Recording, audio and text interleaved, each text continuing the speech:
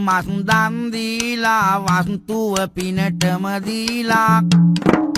රැස් විහිදෙන බුදු පදවිය ලබාගත්තේ දුක් වීලා ආහාර නොගෙන දුක දැරුවා පාර වහන විට මරුවා ගෝර මාරයන් පරදාසාර නිවන ඔප කෙරුවා